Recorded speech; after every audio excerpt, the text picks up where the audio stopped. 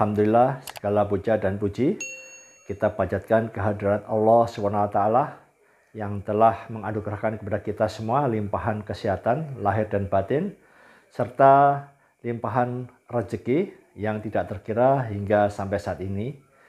Khususnya pada hari ini kita bisa berjumpa kembali untuk sama-sama belajar bagaimana menjadi eksportir melalui saluran ini. Semoga apa yang kita sampaikan dan Anda saksikan mendapatkan keberkahan dari Allah SWT. Salam serta salawat kita haturkan juga kepada junjungan Nabi besar Muhammad SAW yang telah memberikan contoh suri teladan kepada kita semua untuk melakukan hal kebaikan, tata cara kehidupan yang lebih baik dari hari ke hari.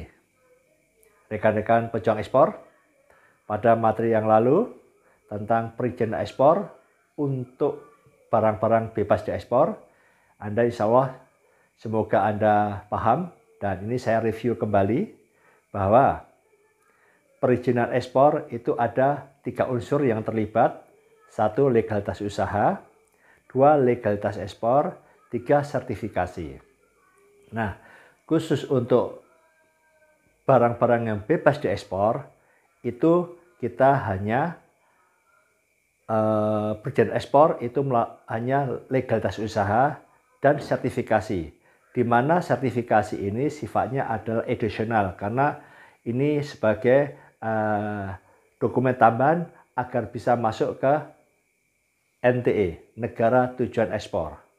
Sedang utamanya untuk mengeluarkan barang ekspor keluar wilayah pabean, kita cukup menggunakan legalitas usaha kita, yaitu berupa NIB. NIB baik untuk usaha perorangan maupun usaha yang berbadan hukum. Nah, bagaimana dengan barang-barang yang dibatasi ekspornya? Ya, oke. Ini kita lanjutkan, kita buat materinya. Kategori produk, nah ya, seperti yang lalu, legalitas usaha,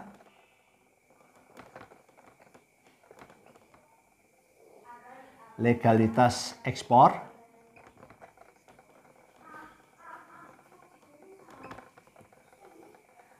sertifikat,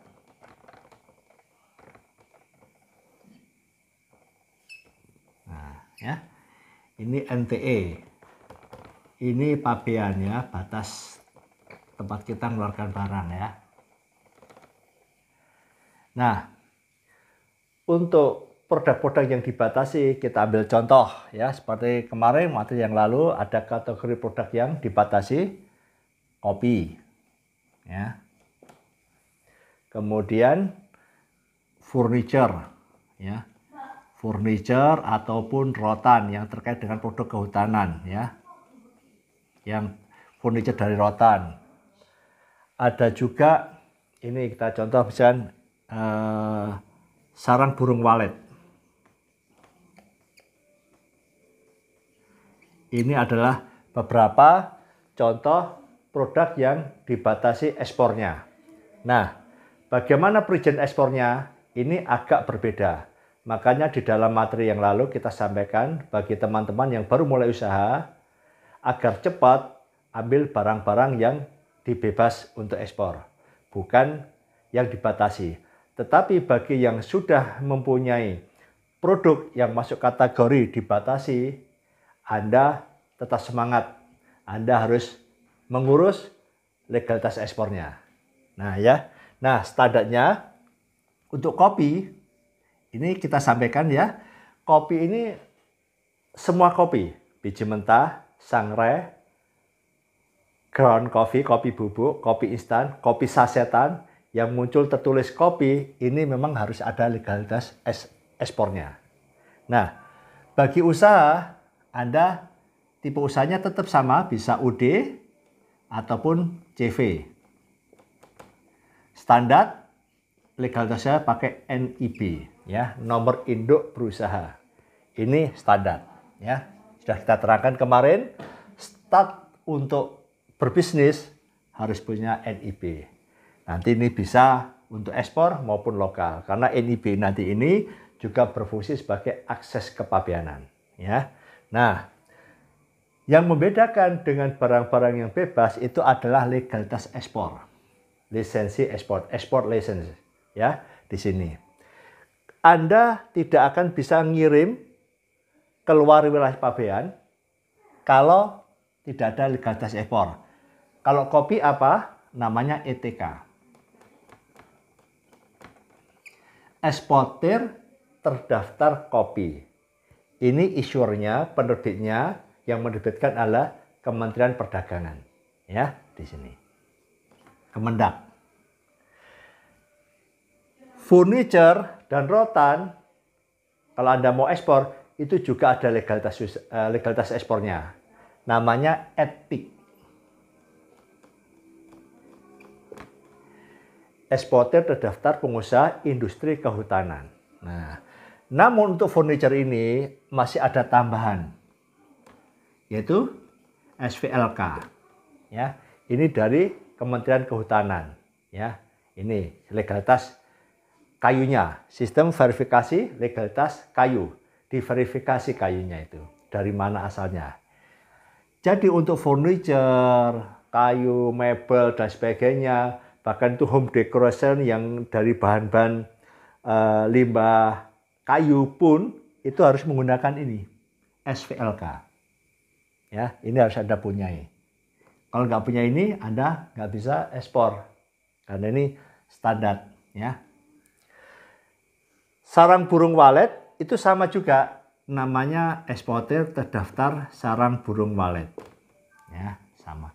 Ini Anda harus mengurus ini sebelum mengeluarkan barang. Jadi kalau di dalam laporan PEB, pemberitaan ekspor barang, semua ekspor harus dilaporkan, maka di PEB ini akan dilampirkan izin-izin ini, legalitas ekspor ini. Kalau kopi harus ada etikanya di lampirnya. Kalau nggak ada, ditolak. Ya, ditolak. Jadi ini lampiran. Jadi barang Anda ditolak untuk dikirim ke luar negeri. Nah, ini yang membedakan. Bagaimana ngurusnya? Ini ngurusnya butuh effort, ya, semangat. Ya, karena apa? Karena passion Anda, ini bisnis Anda ya harus diurus. Saya pun begitu, ya. Melalui mana? Melalui rekomendasi disperindakan wilayah setempat, disurvei, kemudian di rekomendasi. Nanti cara pengurusannya nanti kita bahas tekniknya ya. Nah, di sini. Baru setelah itu baru Anda mendaftarkan ke Kementerian Perdagangan melalui internet, Innatrade, ya websitenya innatrade.kemendak.go.id. Nanti Anda akan mendapatkan ETK, ETPIK, ataupun eksportir terdaftar sarang burung walet. Nah, di sini yang membedakan ya. Ini ya. Jadi ada tambahan di sini. Bagaimana sertifikasinya? Nah, kemarin saya sampaikan sertifikasi ini terkait juga untuk kepentingan di negara tujuan ekspor NTE. Nah, jadi Anda kalau sudah masuk ini, Anda sudah bisa keluar negeri. Nah, ya, keluar wilayah pabean. Bagaimana masuknya? Tetap Anda tambahin ya. Kalau kopi mentah, biji-bijian, maka harus fumigasi. Kemudian dikarantina, sertifikatnya PITO. Ya, phytosanitary certificate. Kenapa difumigasi? Itu di biji-bijian kita nggak tahu masih ada telur-telur hama, makanya harus dikasih gas metil bromida, mati semua. Nah, tapi sebelumnya harus dikarantina dulu oleh pihak karantina Departemen Pertanian. Nah, di sini ya, baru bisa dikirim, nanti akan diterima oleh luar negeri. Ya, di beberapa negara kita sudah melakukan kerjasama di dalam karantina. Di A3 ASEAN Trade in Goods Agreement, itu A3 ASEAN ini kita sudah sepakat, termasuk karantina ini diatur, ya, diatur. Nah, makanya ini wajib. Anda nggak ada karantinanya, nggak bisa masuk di Malaysia. Kalau mau ekspor ke Malaysia misalkan, atau negara ASEAN. Nah, di sini ya. Ini juga sama ya, karena dunia kayu, fumigasi sama. Kalau karantina enggak, ya karena ini barangnya enggak akan dimakan ya. Di sarang burung walet juga sama nanti. Jadi ini sama. Jadi sertifikat-sertifikat ini tergantung karakter produknya. Nanti ada tambah lagi, ada COO ya. Kemudian kalau kopinya ini kopi yang siap makan juga ada namanya health certificate ya. Tapi tidak pakai pito, tidak pakai fumigasi karena kopinya sudah olahan. Nah, olahan. Jadi ini harus kalau kopi bukan mesti harus karantina itu ya, karena tergantung. Kalau udah olahan, kopinya sudah siap diminum, nah tidak perlu difumigasi, malah bahaya ya. Jadi ini ya, ini sertifikat ini sifatnya additional, tetapi harus karena ini untuk kepentingan agar bisa keluar dan masuk ke negara tujuan ekspor. Nah, di sini ya, ini. Jadi kalau produk Anda produk yang bebas untuk diekspor, Anda tidak usah ngurus yang terkait dengan legalitas ekspor ini. Ya, tetapi kalau dibatasi, maka Anda ada satu step ngurus. Ya, ngurus legalitas ekspor di sini. Contohnya seperti ini. Nah, inilah yang banyak teman-teman karena belum memahami perizinan ekspor, karena tiba-tiba dadak harus ngirim barang, ternyata terbentur hal-hal begini, itu akhirnya apa? Bilang, waduh rumit, gak bisa ekspor karena perizinannya sulit, podonya repot di Indonesia ini.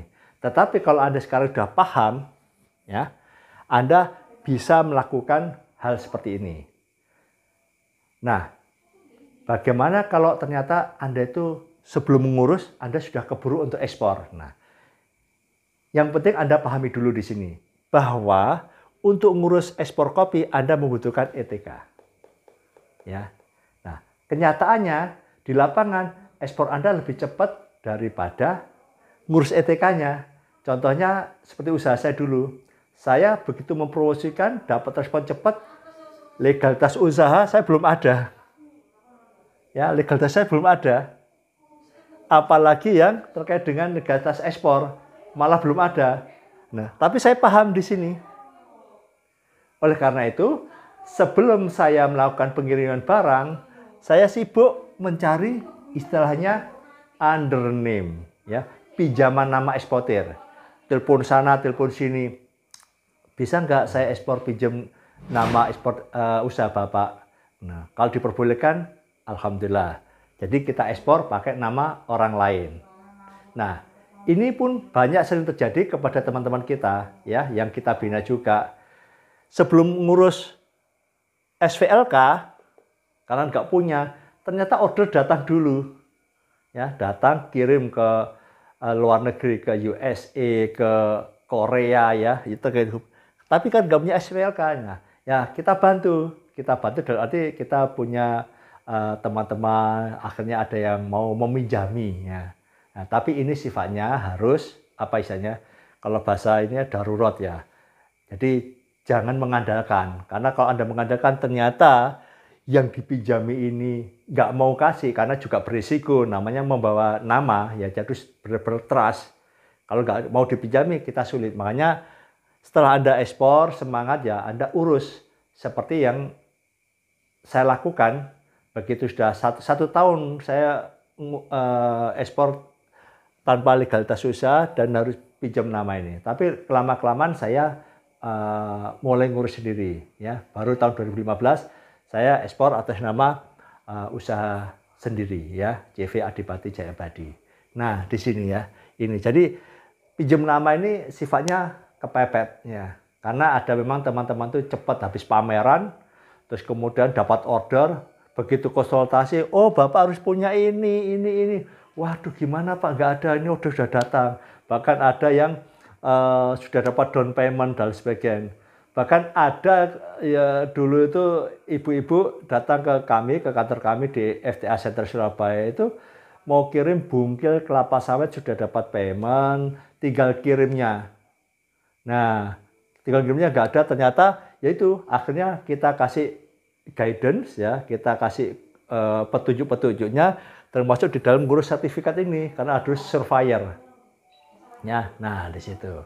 Jadi keruwetan yang ini itu effort yang keras ini hanya untuk ekspor perdana. Shipment yang kedua, ketiga sudah ibaratnya tutup mata, Anda akan lancar, ya, nggak ada masalah. Itu sudah terjadi ke teman-teman kita ya pertama kali, walaupun barang bebas, kirim kemana, misalkan keripik singkong yang kita bina ada di Bojonegoro itu keripik singkong, pertama kirim ke Kuwait, terus ke Cina, ya, ke Cina, pokoknya negara-negara FTA itu, ya pertamanya bingung karena harus BPOM, harus ini health certificate. Tapi kan akhirnya cepat karena memang dasarnya kalau udah begitu mudah, ngurus sertifikat yang posisi di sini. Asal kelengkapan dasarnya sudah ada. Misalkan Anda ingin ngurus health certificate, ya, Anda sudah punya legal usaha. Terus kemudian ada sudah punya PIRT ataupun ND. Terus kemudian barangnya sudah dilabkan. Masukkan di BPOM untuk health certificate, itu cepat 1 minggu sudah keluar. Nah, di sini ya. Jadi ini pemahaman ini terkait perizinan ekspor ini harus dipahami betul-betul sehingga Anda tidak kaget ya. Jadi Anda siapkan. Pak, apakah saya ngurus ini dulu baru ekspor atau bagaimana? Kalau saran saya ini paralel. Jadi makanya yang kita kerjakan itu kadang-kadang ekspornya itu dapat order duluan, ininya menyusul. Bahkan ada yang baru selesai legalitasnya baru dapat order juga ada ya. Jadi kalau bisa paralel aja karena semuanya nanti akan ada solusinya di dalam menyelesaikan pengiriman barang itu. Dan insya Allah juga kalau Anda rajin konsultasi juga akan terbantu terus ya. Di situ jadi paralel Anda laksanakan mana yang cepat ya. Yang penting Anda memahami bahwa kalau saya dapat order, selama nunggu-nunggu order, promosi, pameran dan sebagainya, Anda boleh ngurus SVLK, ngurus ETK dan sebagainya, ya. Paralel, ya saya harap gitu. Jadi jangan nunggu suratnya selesai, terus baru kita mau ekspor. Kuatirnya ini sudah suratnya selesai nggak ekspor ya, paralel jalan aja. Ya, karena sambil nunggu, sambil promosi dan sebagainya. Ini harapan kita semua sehingga apa yang disebut perizinan ekspor bukan menjadi suatu hal yang momok bagi Anda semua. Ini pemerintah mengatur semua agar semuanya itu terkendali. Ya, diatur semua tata niaganya agar tidak ada kekurangan, pasok, dan sebagainya. Jadi memang kita butuh effort. Nah, bagi rekan-rekan yang serius, passionnya serius, itu memang akan mengurus ini semua. Jangan sampai karena ada legalitas usaha, ada bisnis kopi, terus ngurus ETK. Terus kemudian, waduh males, pindah lagi, jangan. Ya, fokus dulu, ya. Fokus, selesai, urus ETK. Ada jalan semuanya. Manjada wajada. Bagi siapa yang bersungguh-sungguh, di dalam bisnis pasti berhasil. Semoga apa yang saya sampaikan tentang perizinan ekspor, khusus untuk barang-barang yang dibatasi ekspornya, ini bisa memberikan Anda pemahaman dan pencerahan. Dan Anda termotivasi untuk melakukan bisnis ekspor karena bisnis ekspor itu sebetulnya adalah mudah dan semua punya kesempatan asal Anda bersungguh-sungguh di dalam menekuni kegiatan bisnis ekspor ini. Demikian dari saya, semoga apa yang saya sampaikan bisa bermanfaat kepada Anda semua. Salam ekspor, tetap semangat, ayo ekspor. Wassalamualaikum warahmatullahi wabarakatuh.